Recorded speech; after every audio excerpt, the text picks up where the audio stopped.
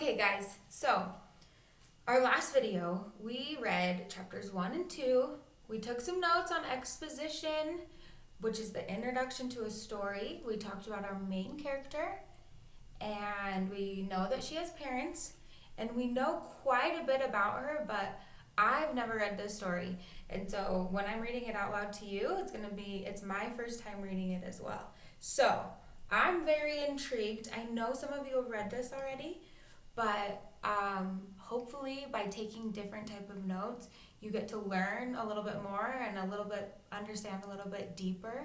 So same thing today. We're going to use the same notes as we used for chapters 1 and 2. We're going to use them for the next couple chapters as well. And I will continue to stop and pause and ask questions, and we'll just go from there. So if you want to pull up those notes, if you need to pause the video, get yourself situated, pull up the notes. Remember, at any time, you can pause the video, even if I don't say pause the video or rewind and then fast forward, whatever you need to do. Most of these videos aren't going to be longer than 15 minutes, so just schedule yourself 15-20 minutes, and then we'll just get started. So, chapter 3, there are no chapter titles. It just says chapter 3. All right, chapter 3. I guess I figured out I was different a little at a time. Since I never had trouble thinking or remembering, it actually sort of surprised me that I couldn't do stuff, and it made me angry. My father brought home a small stuffed cat for me when I was really little, less than a year old, I'm sure. It was white and soft and just the right size for chubby baby fingers to pick up. I was sitting in one of those baby carriers on the floor, strapped in and safe as I checked out my world of green shag carpet and matching sofa. Mom placed the toy cat in my hands, and I smiled. "Here, Melody, Daddy brought you a play pretty," she cooed in that high-pitched voice that adults use with children. Now, what's a play pretty? As if it's not hard enough figuring out real stuff, I have to figure out the meanings of made-up words? But I loved the soft coolness of the little cat's fur. Then it fell on the floor. Dad placed it in my hands the second time. I really wanted to hold it and hug it, but it fell on the floor once more. I remember I got mad and started to cry. "Try again, sweetie," Dad said, sadness decorating the edges of his words. Okay, I'll read that sentence again because we have a figurative language piece. So it says, "Try again, sweetie," Dad said, sadness decorating the edge of his words. "You can do it," my parents placed the cat in my hands again and again, but every single time my little fingers could not hold it, and it tumbled back down to the carpet. I did my own share of tumbling onto that rug. I guess that's why I remember it so well. It was green and ugly when you looked at it up close. I think shag carpeting was outdated even before I was born. I had lots of chances to figure out how the threads of a rug are woven as I lay there waiting for someone to pick me up. I couldn't roll over, so it was just irritated me. The shag rug and the smell of spilled sour soy milk in my face until I got rescued. My parents would prop me up on the floor with pillows on either side of me when I wasn't in the baby seat, but I'd see a sunbeam coming through the window, turn my head to watch the little dust things that floated in it, and bam! I'd be face first on the floor. I'd shriek. One of them would pick me up, quiet me, and try to bounce me better within the cushions. Still, I'd fall again in a few minutes. But then Dad would do something funny, like try to jump like the frog we were watching on Sesame Street, and it would make me giggle. And I'd fall over again. I didn't want to fall or even mean to. I couldn't help it. I had no balance at all. None. I didn't understand at the time, but my father did. He would sigh and pull me up onto his lap. He'd hug me close and hold up the little cat or whatever toy I seemed to be interested in so I couldn't touch it. He'd hug me close and hold up the little cat or whatever toy I seemed to be interested in so I could touch it. Even though he sometimes made up his own vocabulary, Dad never spoke baby talk to me like my mother did. He always spoke to me as if he were talking to a grown-up, using real words and assuming I would understand him. He was right. Your life is not going to be easy, little Melody, he'd say quietly. If I could switch places with you, I'd do it in a heartbeat. You know that, don't you? I just blinked, but I got what he meant. Sometimes his face would be wet with tears. He'd take me outside at night and whisper in my ear about the stars and the moon and the night wind. The stars up there are putting on a show for you, kid, he'd say. Look at that amazing display of sparkle. And feel that wind? It's trying to tickle your toes. Okay, that last sentence was a figurative language piece as well. It says, and feel that wind? It's trying to tickle your toes.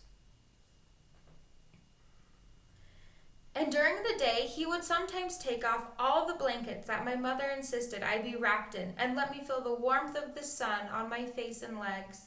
He had placed a bird feeder on our porch, and we would sit together as the birds darted in, picking up seeds one at a time. That red one is a cardinal, he'd tell me, and that one over there is a blue jay. They don't like each other much, and he'd chuckle. What Dad did most was to sing to me. He has a clear voice that seems made for songs like Yesterday and I Want to Hold Your Hand. Dad loves the Beatles. No, there's no figuring out parents and why they like stuff. I've always had very good hearing. I remember listening to the sound of my father's car as he drove up our street, pulled into the driveway, and wrestled in his pocket to find his house keys. He'd toss them on the bottom step, then I'd hear the sound of the refrigerator door open twice. The first time he'd got something cold to drink. The second time he'd search for a huge hunk of Munster cheese. I don't know if I said that right or not. Dad loves cheese. It doesn't agree with his digestive system very well, though. Dad also has the loudest, stinkiest farts in creation. I don't know how he manages to control them at work, or even if he does, but when he'd get home, he'd let them loose. They'd start as he walked up the stairs. Step, fart, step, fart, step, fart. I'd be laughing by the time he got to my room, and he'd lean over my bed and kiss me. His breath always smelled like peppermints. When he could, Dad read to me. Even though I knew he had to be tired, he'd smile, pick out a book or two, and get to where the wild things are, or to where the cat in the hat was making a mess. I probably knew the words by heart before he did. Good night, moon. Make way for ducklings. Dozen more. The words to every single book my father ever read to me are forever tucked inside. Here's the thing. I'm ridiculously smart. And I'm pretty sure I have a photographic memory. It's like I have a camera in my head, and if I see or hear something, I click it and it stays. All right, so I'm going to pause for a second. We're still on chapter 3, but we've learned a lot about her and about what she thinks about herself. We also know a little bit more, especially about her dad. And we've had some setting in the story, some different places that she's been. Remember, though, that this is a memory. So we're still in that exposition piece, because she's still trying to describe to us. She's setting the stage for how the rest of the story is going to go. So like I said, if you need to pause or go back, take some notes, go ahead and do that. I'll give you a second, take a drink of water, and then get going again.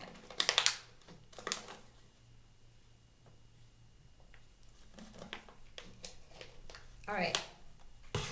So she just said, and if I see or hear something, I click it and it stays. I saw a special on PBS once on children who were geniuses. These kids could remember complicated strands of numbers and recall words and pictures in correct sequence and quote long passages of poetry. So can I. I remember the toll-free number from every infomercial and the mailing address and websites too. If I ever need a new set of knives or the perfect exercise machine, I've got that information on file. I know the names of the actors and actresses of all the shows, what time each program comes on, which channel, and which shows are repeats. I even remember the dialogue from each show and the commercials in between. Sometimes I wish I had a delete button in my head. I have a television remote control clicker attached to my wheelchair, very close to my right hand. On the left side, I have a remote for the radio. I have enough control in my fist and thumbs to push the buttons so I can change the station, and I'm really glad of that. 24 hours of big time wrestling or the home shopping station can drive a person nuts. I can adjust the volume and even play DVDs if someone has popped one in the player for me. Lots of times I watch Dad's old videos of me. But I also like the cable channels that talk about stuff like kings and the kingdoms they've conquered, or doctors and the diseases they cured. I've seen specials on volcanoes, shark attacks, dogs born with 2 heads, and the mummies of Egypt. I remember them all, word for word. Not that it does me a lot of good. Nobody knows it's there but me, not even my mother. Although she has this mom sense that knows I understand stuff, but even that has its limits. Nobody gets it. Nobody. Drives me crazy. So every once in a while, I really lose control. I mean, really. My arms and legs get all tight and lash out like tree limbs in a storm. Even my face draws up. I sometimes can't breathe real well when this happens, but I have to because I need to screech and scream and jerk. They're not seizures. Those are medical and make you go to sleep. These things, I call them my tornado explosions, are pieces of me.